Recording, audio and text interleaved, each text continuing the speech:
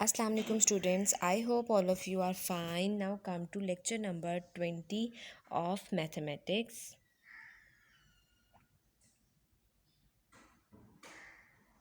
First of all, note down your diary. Today you have to do assessment of mathematics that will given in your groups. Now come to topic of our lecture. Today we will do exercise 2D question number 7 and 8. And the relevant homework of these questions will be given in your next lecture. Now come to this question number 7. Evaluate each of following. इसमें हमने evaluation करना है. Look at this. हम लोग इस तरह के questions पहले 5 क्लास में भी कर चुके हैं. हम लोगों ने यहाँ पर अगर यहाँ पर सिर्फ मल्टीप्लिकेशन होती तो हमारे लिए बहुत इजी था, हम जल्दी से मल्टीप्लाई कर देते. अब यहाँ पर नंबर्स की बजाय क्या है, डेसिमल्स. ये भी बहुत इजी है. मैं आपको उनको 2 मेथड्स बताऊँगी. आपकी मर्ज़ी, आप कोई भी एक मेथड यूज़ करके इसको सॉल्व कर सकते हो. Look at this. 0.25 multiply by 1.96. एक इसका तरीका ये है कि आप लोग सबसे पहले इसको फ्रैक्शन की फॉर्म में ले आओ. ठीक है. 25 पॉइंट के बाद कितने नंबर हैं, 2 नंबर हैं. ठीक है. तो 25 ओवर नीचे कितने ज़ीरो आ जाएंगे, 2 मीन 100 वंस. ये देखो बेटा, यहाँ पे होता है वंस और ये होता है 10th और 100th. ठीक है. पॉइंट के बाद क्या होता है, 10th और 100. अब पॉइंट के बाद 2 नंबर हैं तो डिनोमिनेटर क्या आ जाएगा, 100 मल्टीप्लाई बाय 196 ओवर. यहाँ पे भी पॉइंट के बाद 2 नंबर हैं तो नीचे क्या आ जाएगा, 100. अब सिंपल क्या हुआ है कि आप लोगों ने 25 को 196 के साथ मल्टीप्लाई कर देना, जिस तरह से आप लोग मल्टीप्लिकेशन करते हो. ठीक है. 196 को आप 25 के साथ मल्टीप्लाई कर देते हो. ठीक है. तो आपका आंसर आ जाएगा 4900 मल्टीप्लाई करके. मीन 25 और 196 को मल्टीप्लाई करके आपका आंसर आ जाएगा 4900. और आप देखो नीचे इसके 2 ज़ीरो और इसके 2 ज़ीरो, तो यहाँ पर क्या आ जाएगा, 10,000. यहाँ पर 2 ज़ीरो ऊपर 25 वाले फ्रैक्शन के आगे और 2 आगे 196 वाली फ्रैक्शन के. तो नीचे हमारा डिनोमिनेटर क्या बन गया, 10,000. क्या बन गया, 10,000.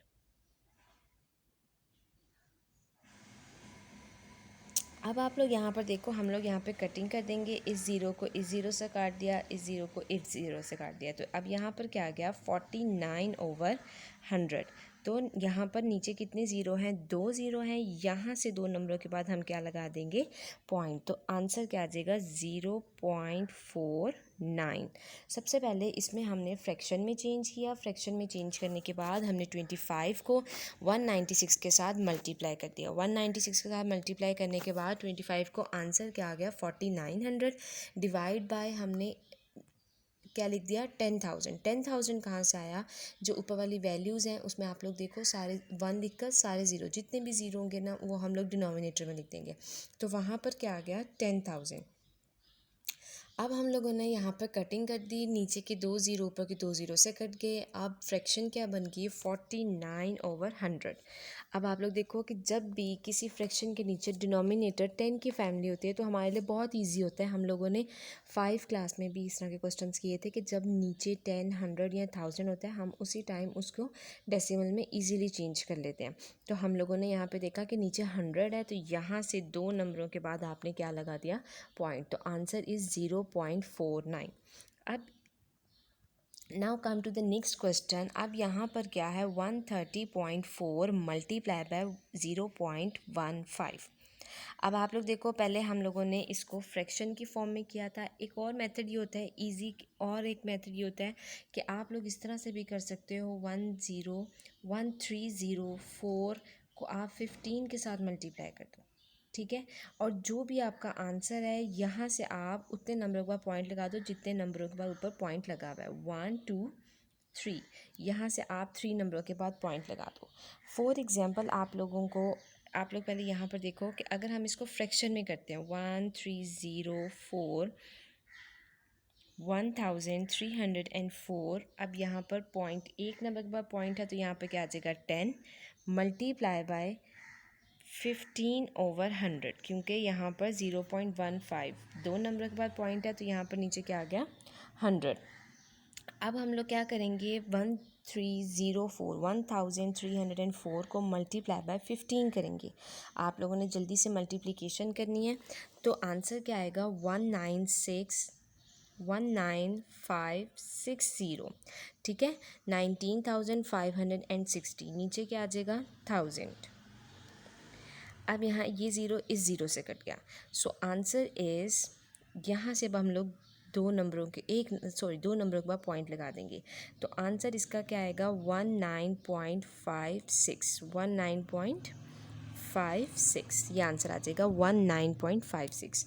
लेट्स सपोज अगर आपको ये मेथड नहीं इजी लग रहा, आप इस मेथड से करना चाह रहे हो, तो जब आपका नीचे आंसर आ जाएगा ना, फर्स्ट करो आपका कोई भी आंसर आता है नीचे 19560, लेट्स सपोज आपका ये आंसर आता है। ठीक है, आपका ये आंसर आया, आपने देखा यहाँ पे ऊपर दो नंबरों के बाद पॉइंट है और यहाँ पर एक नंबर के बाद, तो यहाँ पे आपने तीन नंबरों के बाद क्या लगा देना है, पॉइंट। तो आंसर जो होगा वो सेम होगा। इस तरह के मेथड में आपने सिर्फ सिंपल मल्टीप्लिकेशन करनी है, लास्ट में जो आंसर होगा उसमें आपने पॉइंट लगा देना है। ठीक है, इस तरह का अगर आप मेथड यूज़ करना चाह रहे हो, तो इसमें आप लोगों ने पहले उसको फ्रैक्शन में चेंज किया, मल्टीप्लाई किया और लास्ट में उसको डेसिमल में आंसर दे दिया। Now come to question number 8। आप लोग देखो, इसमें अब क्या है, डिवीज़न। आपकी मर्ज़ी, आप इसको भी इसी तरह से कर लो, इसको आप इसी तरह से ही करो कि आप लोग इसको फ्रैक्शन में चेंज करो। 81/100 इसलिए आया क्योंकि पॉइंट के बाद दो नंबर हैं, डिवाइडेड बाय 3/10, पॉइंट के बाद एक नंबर है।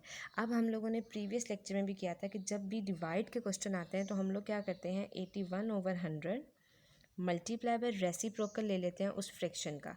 अब ये 10 इससे कटिंग हो गई, 3 1 जा 3 और 3 के टेबल में 81 कहाँ पर आता है, 27 पर। अब आप देखो यहाँ पर कुछ भी नहीं बचा, 1 के साथ मल्टीप्लाई करना है तो क्या आ गया 27, और यहाँ पर सिर्फ क्या बच गया 10। So answer of this question is 2.7। यहाँ पे डिनोमिनेटर में एक ज़ीरो है, तो यहाँ पे पॉइंट के बाद एक नंबर के बाद पॉइंट आ जाएगा। Now come to this, it's also very easy. सबसे पहले हम इसको फ्रैक्शन में चेंज करेंगे, 18/100 डिवाइडेड बाय 3/100। उसके बाद हम लोग यहाँ पर मल्टीप्लाई लिखने के बाद हम लोग रेसिप्रोकल ले लेंगे। रेसिप्रोकल क्या होता है, न्यूमिनेटर को डिनोमिनेटर बनाना और डिनोमिनेटर को न्यूमिनेटर बनाना। ठीक है, 100/3, 100 से कट गया 1 1, 3 1 जा 3, 3 6 are 18. So answer of this question is 18. Almost all these questions are same. You have to do your work very neatly. Take care. Goodbye.